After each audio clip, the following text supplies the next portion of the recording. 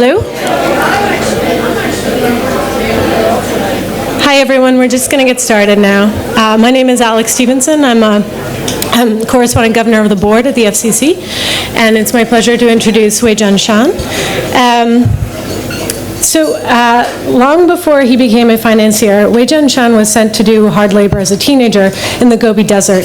Mr. Shan will share the story of his remarkable journey from the desert to the halls of America's most prestigious universities, which is told in his book, Out of the Gobi, My Story of China and America. He will discuss what life was like during the Cultural Revolution and changes China has undergone since then, and his views on the future of business in China and the pivotal U.S.-China relationship. Mr. Shan is a chairman and CEO of PAG, one of China's largest private equity firms. Prior to PAG, he was a partner of TPG, a private equity firm in San Francisco, and a co-managing partner of TPG Asia, which was formerly known as Newbridge Capital. He led a number of landmark transactions, including the acquisitions of Korea First Bank and China's Shenzhen Development Bank, both of which were made into case studies at Harvard Business School.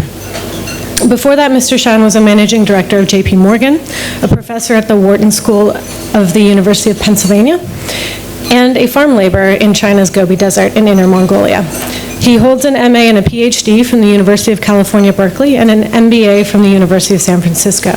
He studied English at Beijing Institute of Foreign Trade, which is now Beijing University of International Business and Economics, where he also taught as a faculty member. He received no formal secondary education. We're going to go a little bit longer than what's on the schedule, so it says 1:45, but we'll probably finish up around 1:55, as I'm sure a lot of you have questions and should be a good debate. Also, just a note, Mr. Shan's book is for sale, as you may have seen. I just finished it. I highly recommend it. It's a poignant and vivid account of a moment in time that is rarely written about, and so it offers a rare glimpse into the Cultural Revolution and many things under mouth. So without further ado, here's Mr. Shan. Thank you. Thank you so very much. Thank you, Alex. Ladies and gentlemen, I'm greatly honored to be here to talk about my book. My book is, from my point of view, a recount of part of Chinese history. I would say the most horrific part of Chinese history.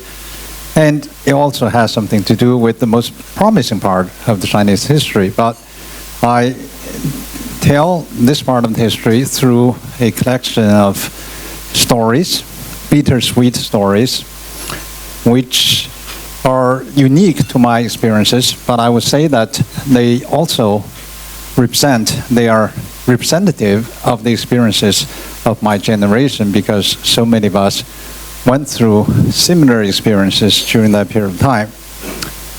And my belief is that it is not possible to understand a country unless you understand its history.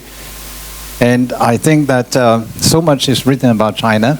I still think that so little, especially outside of China, or even inside China, is understood about the country, and in large part because that part of the history through which we grew up with rarely told. So I will give you some context of the period of time which I covered in my book. And the story really started in 1966 when the so-called Cultural Revolution broke out in China. I was about 12 years old, and I was about to finish elementary school when all of a sudden all the schools were closed. And initially I was pretty happy. I thought we were going to have a very long vacation, and I didn't know and expect that this vacation lasted as long as 10 years. So for 10 years, there was basically no schooling for a country as big as China. Just try to imagine it. And as a result, my generation is referred to as the lost generation because the vast majority of us were denied of education, and we never had the opportunity to receive a formal education during 10-year period of time.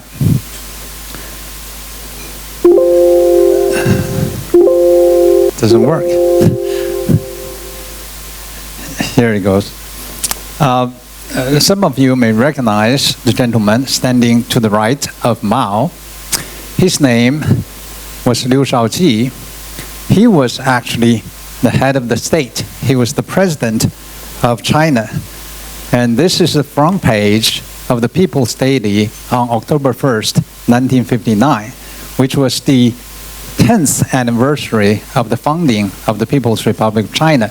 As you can see from this picture, that Liu Shaoqi was portrayed side by side with Mao as heads of the state. Mao was the chairman of the party, and he was the president of the country. 7 years later, when the Cultural Revolution started in 1966, there he was being attacked by Red Guards, rebels, and very quickly he was thrown into prison without a process, without any announcement, without any public knowledge. And 3 years later, he died in the basement of a prison in Henan province, naked, nameless. And it was not until many years later that people learned about his fate. And this was the president of the country. And that would give you some indication how violent and how chaotic the Cultural Revolution was at that time.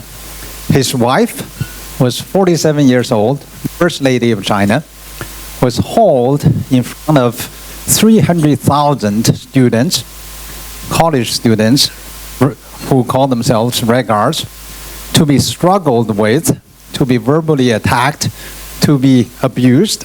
Her crime was supposedly her preference for some capitalistic lifestyle. So we saw her wearing large necklaces made of ping pong balls, which the Red Guards forced her to wear to humiliate her. She was also thrown into prison, and she spent 12 years in solitary confinement without being able to see anyone at all, and without even any free time. But she survived the Cultural Revolution. This gentleman standing on the right of Mao, I'm sure nobody knows him. He was actually the first defense minister of China. He was the commander-in-chief who led the Chinese forces in the Korean War. And he fought the American and the United Nations forces to a standstill on 38th parallel, which still exists today. And he crossed Mao in 1958 because Mao launched the policies of the Great Leap Forward to actually increase production and productivity in China. And that movement, Great Leap Forward, and those policies led very quickly to the Great Famine of China between 1960 and 1962. Many of you may not be familiar with the Great Famine, which I lived through, many people lived through. But during those 3 years, as a consequence of the policies of the Great Leap Forward, anywhere between 20 and 36 million people died of starvation, which represented about 3 to 5% of the entire Chinese population. And that was the Great Famine. Why do I give such a large range, 20 to 30 million? When I write something, I always fact check. And there's no official statistics with regard to the number of people who died. A book by the party, actually the title was The Calligraphy of Deng Xiaoping, referred to 20 million people died. That was the most conservative estimate. And more independent estimates suggest that 36 million people died, 5% of the Chinese population. And he was critical of the policies. He fought with the Kuomintang, he fought with the Japanese. He was the comrade in arms with Mao, so he felt that he could be critical of Mao. He was thrown into prison, and in 1966, of course, he became the target of much abuse and brutal beatings. And a few years later, he also died in prison. This gentleman, for those of you who read Chinese, you may recognize who he is. Well, I would say probably 90% of you don't know who he is. He was the father of Xi Jinping, by name of Xi Zhongxun. Xi Zhongxun, Xi Jinping's father, got into trouble as early as 1963. When he was purged, he was vice premier of the country. He was purged because he supported the publication of a book that Mao considered to be a poisonous weed. And it's very risky to write a book, I know that. So he was thrown into prison, and he was disgraced, he was purged, and he stayed in prison on and off for 18 years. And he was not exonerated until after Mao's death, after Deng Xiaoping came to power. So Mao really whipped up the frenzy of the Red Guards at the start of the Cultural Revolution in Tiananmen Square. This picture was taken. In 1966, he reviewed millions of Red Guards in Tiananmen Square 8 times. There he was, waving to them, and he really drove all these young people into a frenzy. And he called upon them to go out of Beijing, go out of the cities, to go throughout China, to go into every corner of China to spread the fire of the revolution. And that's how the fire of the Cultural Revolution was spread to all over the country. And everyone, everything in the establishment, in authorities, was attacked. I saw teachers being beaten. I saw teachers being beaten to death by their students. I saw parents, my friends, committing suicides. Hundreds of thousands of people died during this period of time, and there was no law, no order. The entire country was in turmoil. And now he called upon the Red Guards and young people to travel all around the country to spread the revolution. I, at the age of 12, also followed a group of teenagers, some Red Guards, to travel across the country in the name of the revolution.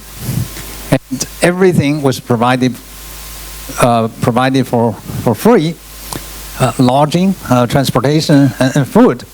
I had no idea who provided them because there was no government. All the local governments collapsed, and yet you could hop onto a train, a bus, and go anywhere. It was extremely crowded, of course. And wherever you arrived, somebody will have to provide you with the food. This photo was taken in 1966 in Weijian Shan, which was the first Red Army base established by Mao in 1927.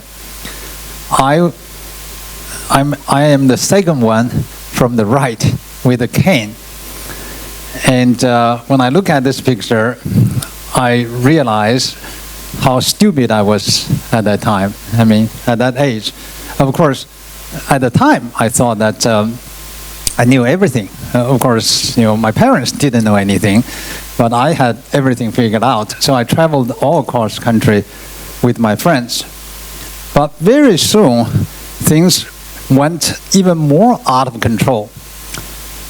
When Red Guards started to attack each other, because they all wanted to show that they were more revolutionary than the other faction. So the conflict eventually escalated into physical fights, armed conflicts. And as Mao said,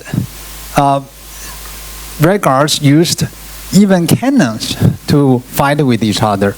And Mao called the Cultural Revolution eventually as the Civil War because of the armed conflicts, I was able to find this photograph on the web to show the physical conflicts between the Red Guards. Hundreds, thousands of people died in these fightings. This is the artist's rendition of what happened in the aftermath of a conflict, physical fight between the Red Guards. As you can see, many people were killed. So at this particular point, Beijing was like a hell. There were so many young people, millions of us, roaming around, having no school to go, having no jobs to do, and basically having nothing to do, go around the country, looking for trouble, getting into fights, bringing destruction to everything. If you go to some historical relics in Beijing, like Summer Palace and some other places, you find many statues, ancient statues were smashed, were destroyed, because all these young people didn't have anything to do, and they just wanted to destroy anything that was old.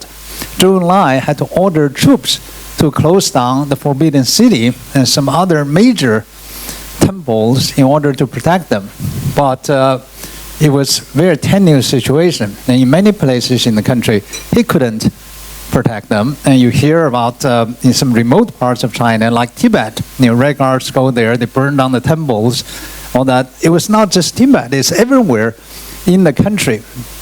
So given the turmoil and the confusion, obviously some solution had to be made to get rid of all these young kids who didn't have anything to do. So Mao came up with a very brilliant idea. In 1969, he called upon all the young people, eventually everybody was forced to leave the cities, to go to the poorest, most remote, the most barren parts of China, to learn from the peasants, to reform their world outlook, and to help transform the backward countryside into, I suppose, a socialist paradise. So everybody was required to go. I was 15 years old, and I and many of my peers were sent to the Gobi Desert of China. If you look at the map of China, which I show here, the shape map of China is like a rooster. And Beijing is at the throat of rooster. And if you look at the back of the map, you see Gobi Desert colored yellow because sand is all yellow. And that's where I was sent at the age of 15, along with many others. Around that year, about 60 million young people, all young people of my age, 15, 16 years of age, and probably no more than 20, were sent to the countryside, all the remote corners of China. And the young people who were sent to those remote corners of China represented about 10% of China's urban population. China's urban population at that time was 160 million. About 16 million were sent away. And I would say that this was the largest reverse urbanization process that mankind has ever seen, that human history has ever seen. And of course, in recent years, we have seen the largest urbanization process in China that human history has ever seen. But at that time, it was the other way around, reverse urbanization.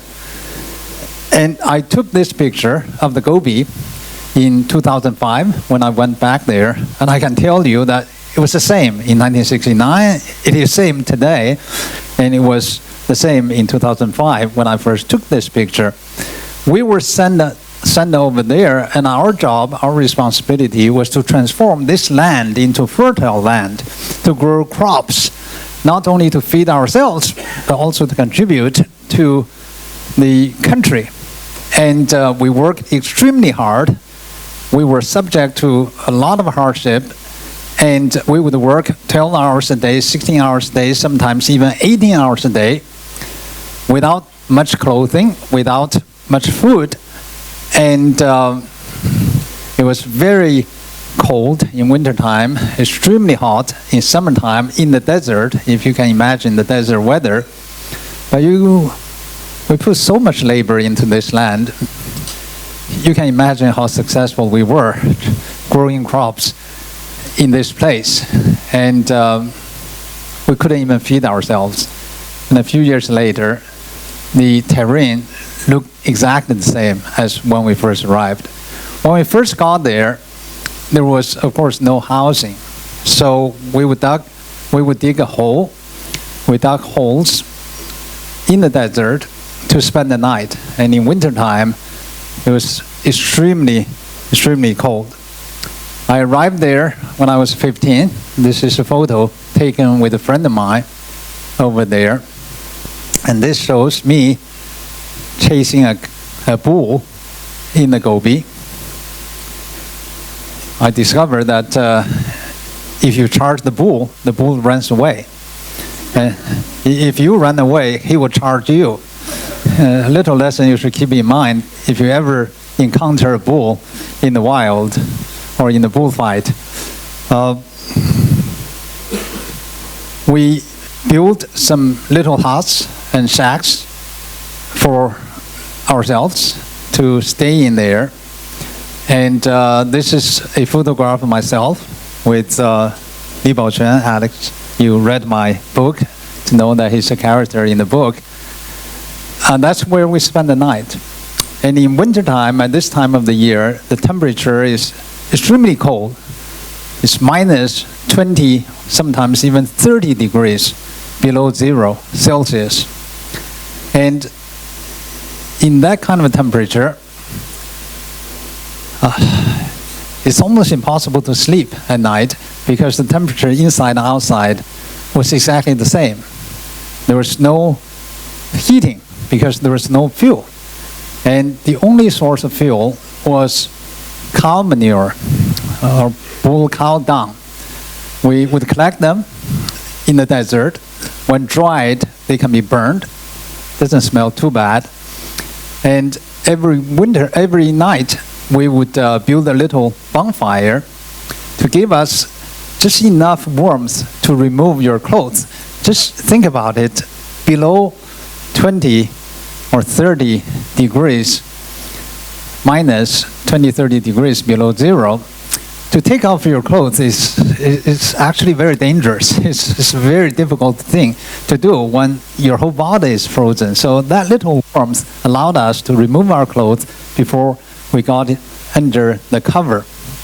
That was the only source of fuel, which we painstakingly go out to collect, sometimes spending half a day to collect half sack of dried cow manure as a source of fuel. When I first went to America, when people didn't like what I had to say, they used the expression bullshit. And I thought to myself that thing used to be so dear to me.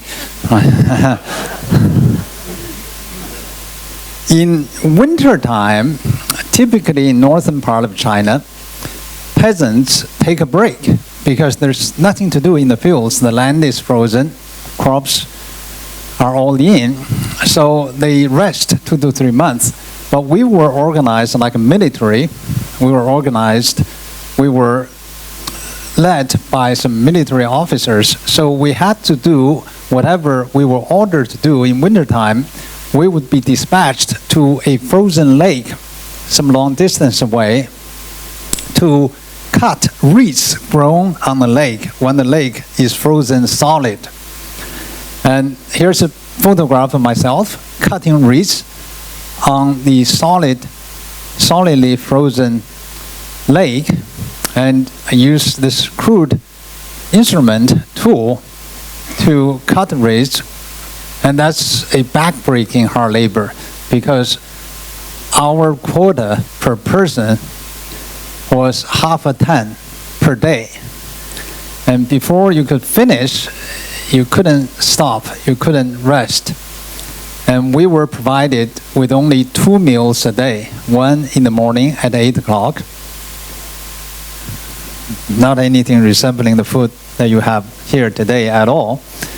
There was almost no edible oil, no vegetables, certainly no meat, just some very rough corn, steamed cornbread, and some boiled pumpkins, and sometimes potatoes.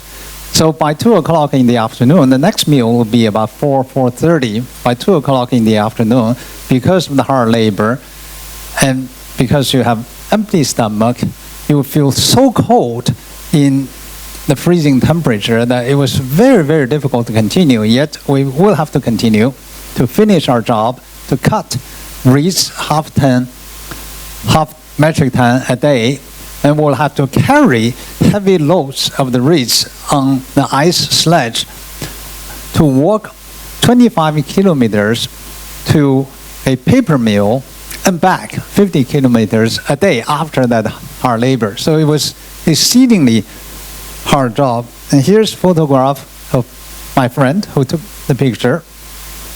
And he was collecting and bundling up the reeds and stacking them up for transportation.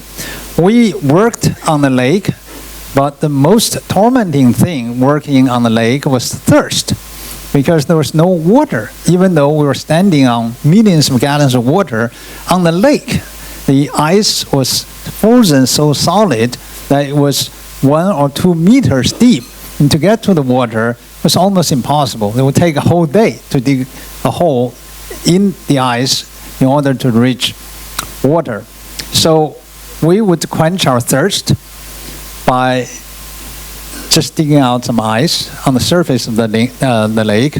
And I can tell you, in that kind of a temperature, minus 20, to quench your thirst by sucking on ice was almost impossible. You know, your mouth is completely frozen, and the ice could get stuck on your tongue. But that was the only source of moist that we had.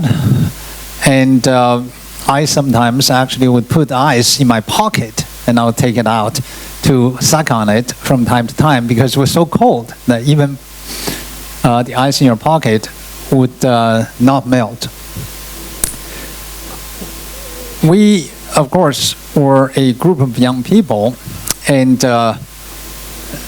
we worked very hard in the fields, and many of us were many of my friends were very talented, but there was no education, no school, and we were just wasting our life over there. And all the books were banned during that period of time. Reading was frowned upon, so very few people read. And I was one of the very few who didn't completely give up, and I read whatever books that I could lay my hands on. But most of my friends, simply after a day of 12, 16 hours of work, come home, they would not have any energy left, nor interest to read anything. So day in, day out, they play some poker, some chess. Their life was completely wasted. Here's a picture of myself with my friend Li Baoquan, right in front of the barracks that we built eventually for ourselves. And he's a very smart man, but he never made anything out of his life because he never received any education at all, and he still lives in dire poverty today. A few years ago, I was able to find him in Tianjin, but he doesn't have a mobile phone, so now I don't know how to reach him anymore.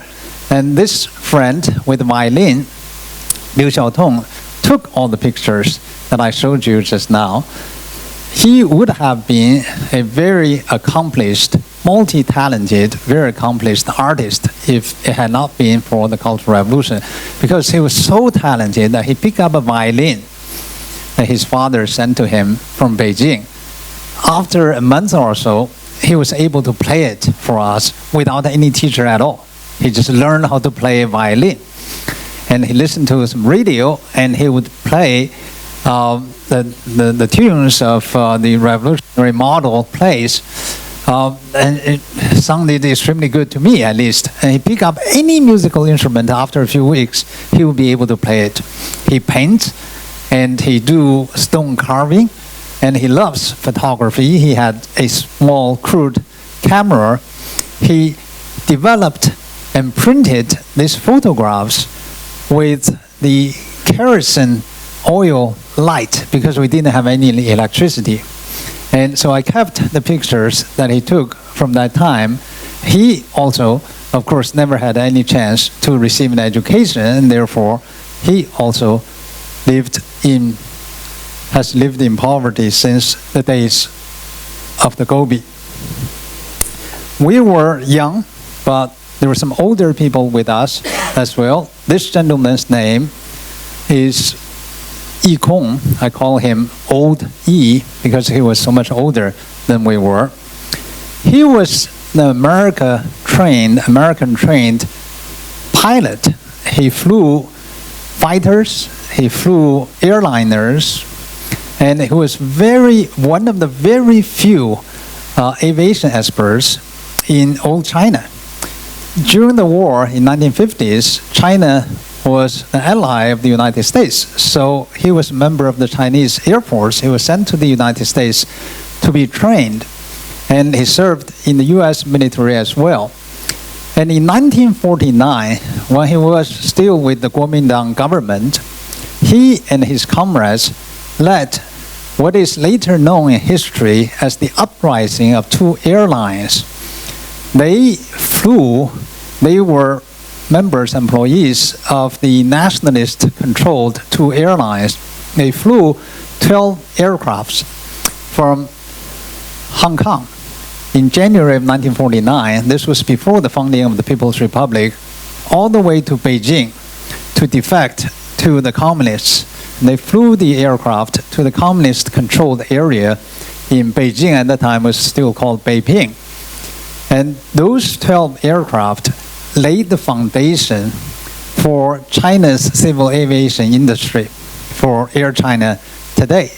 So he was a hero, but during the Cultural Revolution, of course, he was labeled, he was suspected and labeled as a traitor, a spy, of course, because of his connections with America, with Kuomintang, almost naturally he was in trouble. So he was sent there, he was exiled into the Gobi to do hard labor together with us. He and I became very close friends because he did not dare to bring any books to the Gobi. And other than raising pigs, he didn't have anything to do. And I had a few stolen books, and I shared some of the books in secret with him, so we built a very strong trust. And he was the one who told me about a world outside of China. And I still remember when he told me that America in the 1940s was richer than China in the 1970s. I was totally shocked because I had no clue that was the case. Prior to that, I had very strong sympathy for all the exploited, oppressed people in capitalist societies. And after that, I lost all sympathy for people living in capitalist societies. I asked my secretary to put this photograph together, or the slides together, a few weeks ago. And when she looked at this photo, she asked me, which one is you? I realized that I had come to that age as well. So all this ordeal came to an end in 1976 when Mao died. The Cultural Revolution was brought to the end. In 1979, China opened up by establishing a diplomatic relationship with the United States under Jimmy Carter in the United States, Deng Xiaoping in China. So China embarked upon economic reforms and the open door policy. And I was lucky enough, and I was prepared, since I never gave up reading, to be selected by a congressional-sponsored foundation in the United States to go to America as a visiting scholar, even though I never had any secondary education nor a college degree. But at that time, Americans knew so little about China, so they just assumed that I was teaching in Beijing at the time. I must have had all the credentials, so I kind of fooled my way to America. And 5 years later, after I left the Gobi, I found myself chatting with this young lady in San Francisco. Some of you may recognize her. Of course, she's Dianne Feinstein, the U.S. Senator from California. She was the mayor of San Francisco when I first arrived in the United States. And somebody took a picture of this just about a week that the book went to print. I discovered this photograph, so I thought I was very lucky to find it again and insert it into the book.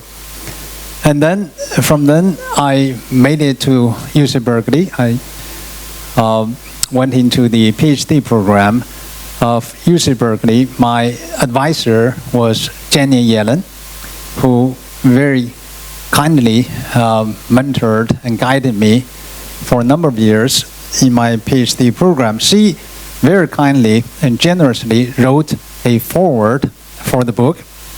So please get a copy of the book. If you don't read the book, read her foreword. I think it's very rare for the former Fed chair to write an article. And I just take one quotation from her foreword. She said that he had arrived at Berkeley to start his PhD program, and I was his academic advisor. I was stunned to discover that he had no formal math training.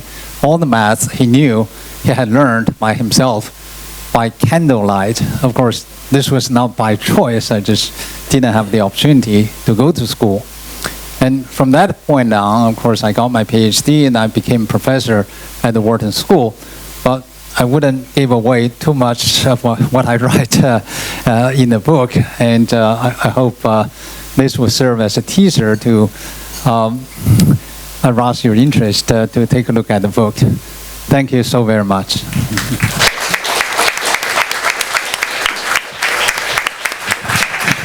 Should I stand here? If you want, you can. Okay. You're welcome to keep standing.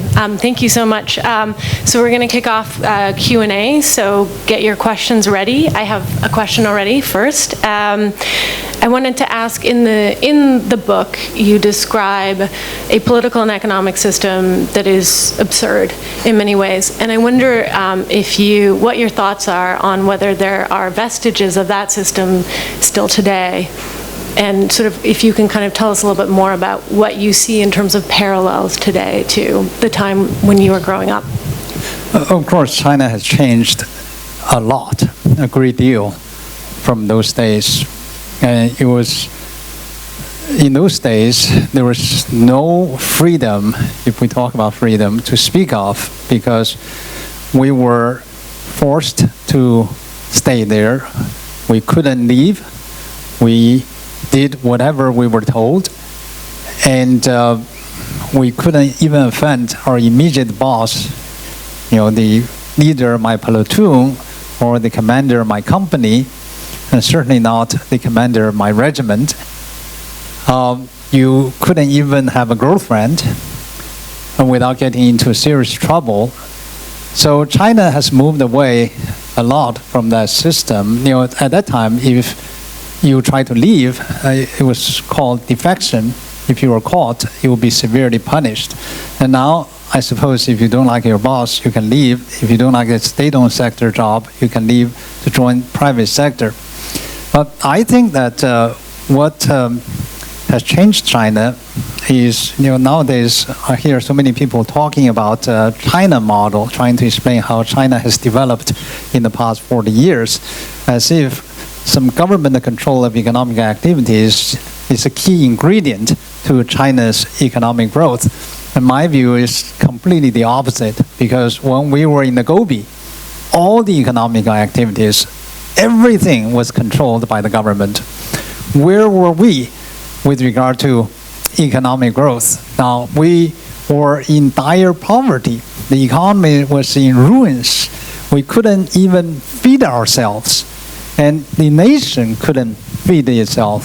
So when the government controlled all the economic activities, China was getting nowhere economically.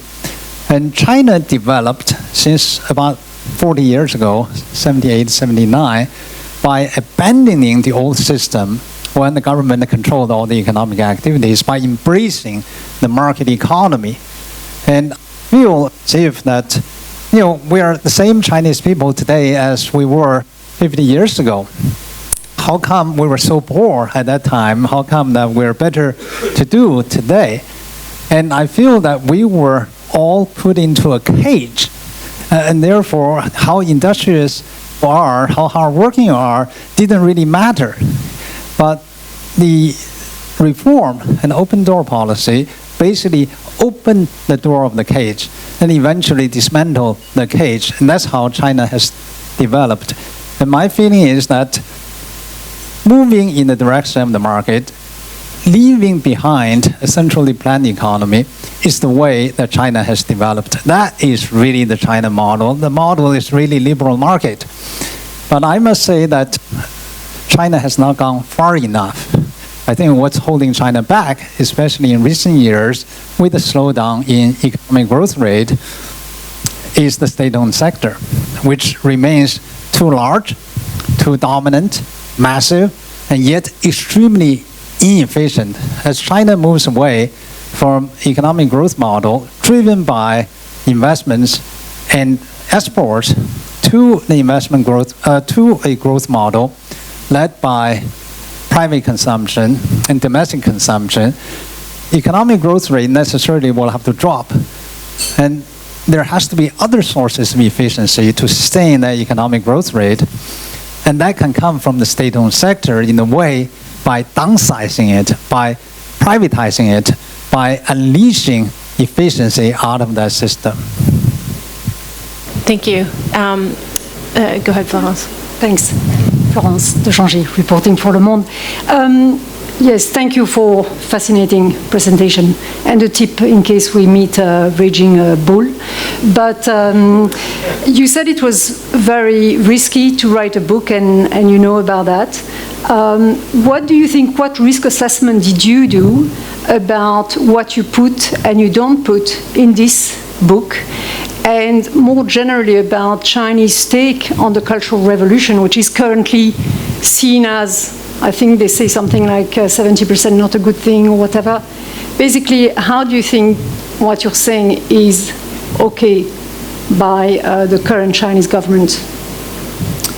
I think that if you hold back when you write true history, then you might as well not write anything at all. So in my particular case, I didn't hold back anything. I told the story as they were. And I made very little comments. I let the story tell themselves from the perspective of myself at that time. I was stupid at the time, for most of the time, and so I was looking at things from my stupid pair of eyes. Now I don't try to make judgment from hindsight, and that's how I told the story. And you would read it, you would find that I told the story from the perspective of who I was at that particular time. Yeah, but my question is about nowadays the take of the current Chinese government and the Chinese people possibly on the period that you describe with great details in your book. Sorry? My question is about how this description would be welcomed or not in China. That I don't really know. I write the book, and it's up to the reader to react whether or not they like it. But I must say that I received some very positive feedback from readers so far. And my book is in English. And somebody wrote a book review in Chinese and disseminated that book review on China's social media, to my great surprise. Even though there's no Chinese version of this book available. So I hope there will be interest. Hong Wai, I think, was kind enough to write a review in Apple Daily, although I don't think Apple Daily can get into China. So I was referring to another review, not by yourself, by somebody else. So anybody else? Go ahead. First of all, it's a very inspiring story. It's actually moved me quite a lot. I was wondering, in your darkest hour, when the environment is so tough, what keeps you going? I mean, what keeps you actually moving from where you were when you really were times that you want to give up, or what actually keeps you moving on and looking forward? And also, what advice you might have for the younger generation, who always say they don't have opportunities? Well, giving up or not giving up, what's the alternative? You mean I should kill myself? And that never occurred to me. And I think that giving up is not to read anymore, because most people don't do that. They simply come back from work, hard labor, and then they play poker and they play chess. They while away their time. And in my view, that was a waste of time.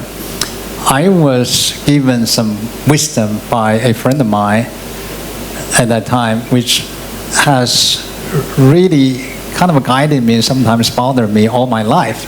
And he said, to waste time is to commit a sin against yourself.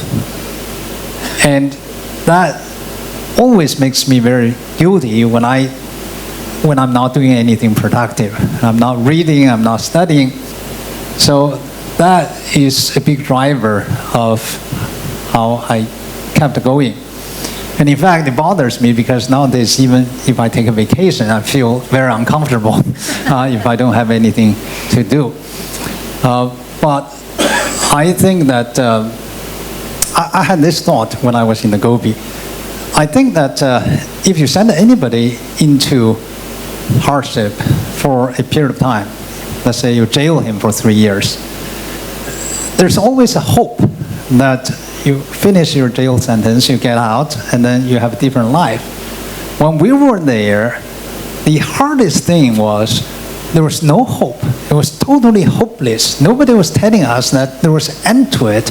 We were told, to the terminology of that time, to take root in the poor countryside for the rest of your life. So it was totally hopeless. And therefore it was easy to give up, since, why do you have to study? Why do you have to read? If your job is simply to dig canal, to make bricks, to be a mason, to herd cattle. And I practiced medicine for a while as a barefoot doctor. But there was really no hope, and therefore nothing to expect. And it was very easy to give up, and most people did.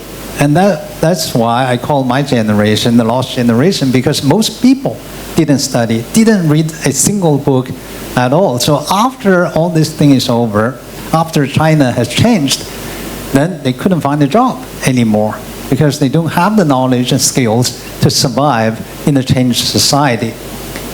I went to a middle school last year, and it was a school that we at TPG invested. And we manage about 30 billion. We're not a China fund. We are Hong Kong-based Asia fund. Our investors are all institutional investors from America, Canada, Europe, Middle East, and Asia. So we make a couple of billion dollars of investments in China as elsewhere in Japan, Korea, and Southeast Asia. We invested in this kindergarten business in Chengdu of China. We own about 60 kindergartens, first-class kindergarten. You should visit it. I have never seen such great facilities in any of the schools that I've visited ever in my life. Even though I was in education, I taught at the Wharton School for 6 years, and I have 2 children who went through the entire system in the United States. So in China, you can invest in the kindergarten business for profit, but you cannot make profit from elementary school and junior high school, because that's mandatory education. So if you're a private school, you cannot make money out of it. But our parents demand for us to build elementary school and middle schools because they want their children to grow up in the same system. They like our kindergarten so much that they want their children to continue within the system. So we built this beautiful middle school. Just the library itself is like a sports stadium, indoor sports stadium. And all the stairs, not stairs, the chairs and stairs are bookshelves. They sit by the books with flowers, with greens. It's nothing that I have seen anywhere else. And their classrooms were beautifully appointed and with books around them. So they asked me to say a few words to the young middle school students. I said I would be very happy to talk with these young kids. And I went up there onto the stage and I look at them, I look at their surroundings, I look at all the books around them. And for some reason I started to cry. I had no idea. I just started to sob and started to cry. And I couldn't get hold of myself. I couldn't control myself. And after probably a minute that I was trying to stop myself, but I couldn't, all these kids stood up and applauded. They just applauded until I stopped. And then finally I said, I don't know why I cried, but probably because the opportunities, the privileges that you have, people of my generation never had, never could have imagined, right? And don't take it for granted, because it is a privilege. It is something that we were deprived of. So if I were to talk with young people, I would say, treasure what you have, treasure the privilege you have, because only by studying that will get you anywhere in life. But we were denied that opportunity, and that's why we became members of a lost generation. I think we have time for one more question. Yep, go ahead, the back.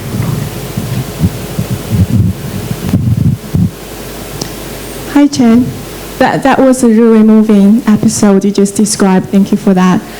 It's really interesting you just said that China's future economic driver would come from moving away from the state-led system.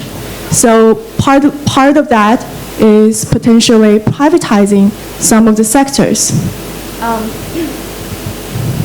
But we all know that for over 2,000 years, Chinese economy have always had state monopoly and strong state control of the economy. That's an essential part of how the government can keep the country together, of a country that's continental size. So my first question is, do you really think China can move away from a state-led economic system?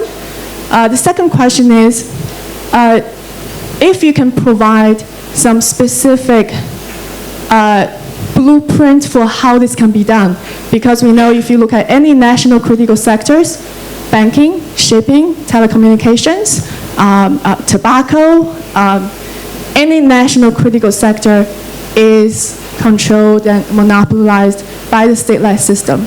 So for banking, for example, how would China privatize the banking sector? Thank you. I do think that the government has a role to play in the economy, but I think that I would refer to what the Communist Party Congress, 18th Communist Party Congress proclaimed that China should let the market be the decisive force in the allocation of resources. So I think that even the government itself recognizes that in order to make the economy more efficient, you need to let market play the decisive role. And in any government, in any country, the government plays a role in the economy, especially with regard to distribution side of things. With regard to productive side of things, I believe they're best left to the private sector. Now, of the sectors that you have mentioned, actually I don't know any one that has to be under government control, because you can compare China with the rest of the world. There are many other countries, the United States, there's Europe, and Europe has many different countries. Tobacco, by the way, in China is not controlled by the state. It's very much privatized at this particular point. So there are certain sectors, maybe the government would play an important role, but it is a tenuous argument. Which ones?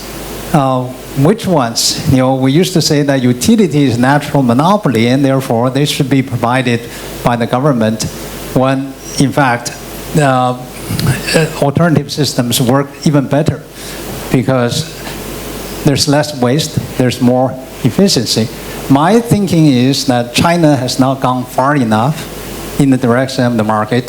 Today, China's private sector contributes to more than 50% of the tax revenue of the nation, more than 60% of China's GDP, more than 70% of its R&D spending, more than 80% of its urban employment, more than 90% of its exports.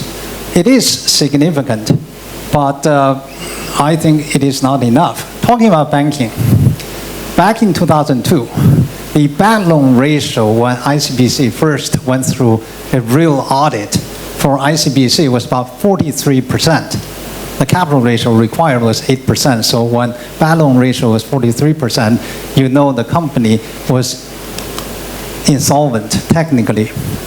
And China embarked upon what was known as banking reforms of 2002.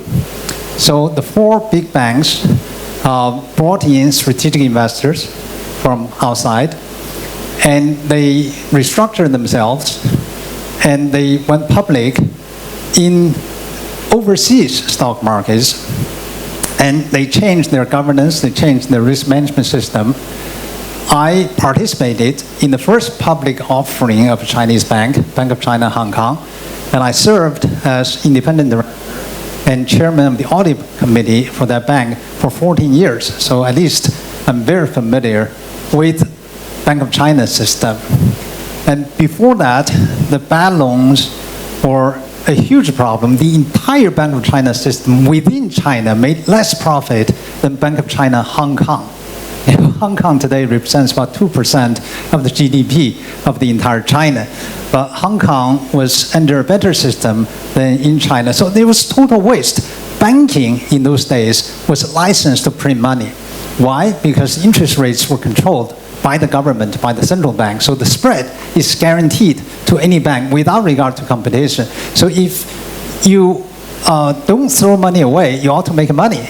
The spread, again, was guaranteed by the government. But banks were throwing money left and right, creating so many bad loans, so they were all insolvent.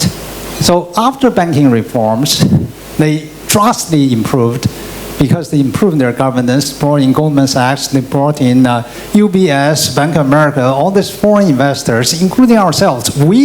I was the managing partner of Newbridge Capital.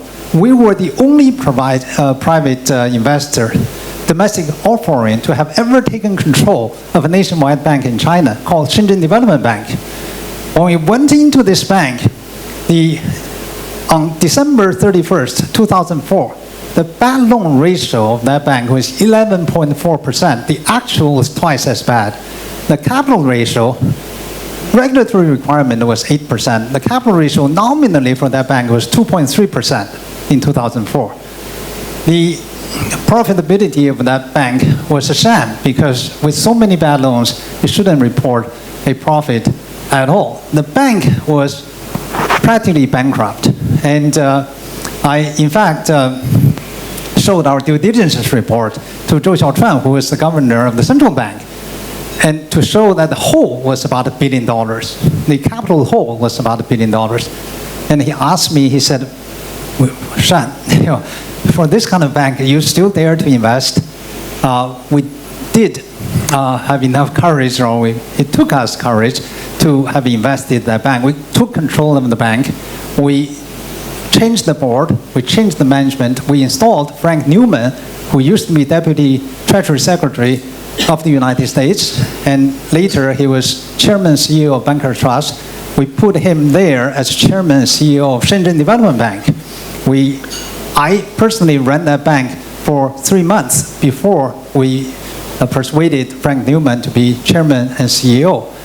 We installed a risk management system. We totally changed the management. 5 years later,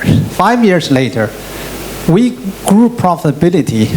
We grew the capital ratio of that bank from 2.3% to more than 10%, all through organic growth from profits, earnings. We reduced bad loan ratio from 11.4% to 63 basis points by 0.63% by the end of 2010. And we quadrupled the assets of that company, and we increased the profitability from nominally $40 million in 2004 to more than $1 billion in 2011, or 2010, 2011. And we sold the bank to Ping An Insurance Group. We invested $150 million, and for our stake, we eventually gained $2.4 billion, all right, after 5 years.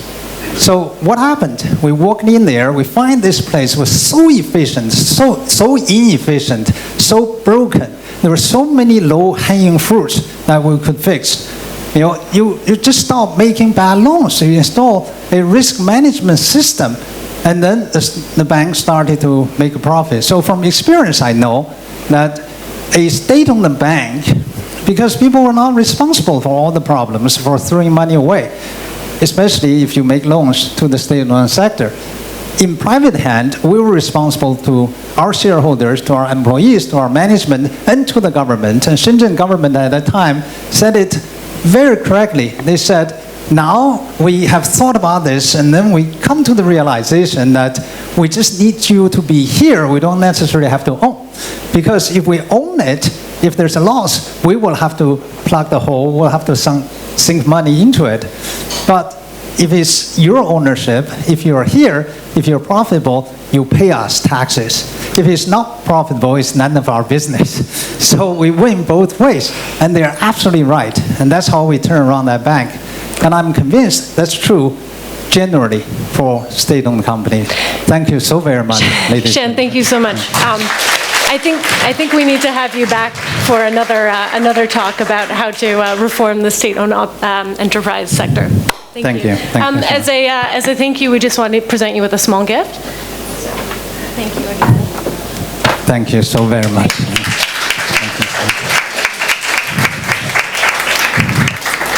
Please get a copy of the book. If you don't have money with you, leave a name card. We'll collect money from you interest-free. Thank you. No. Very necessary.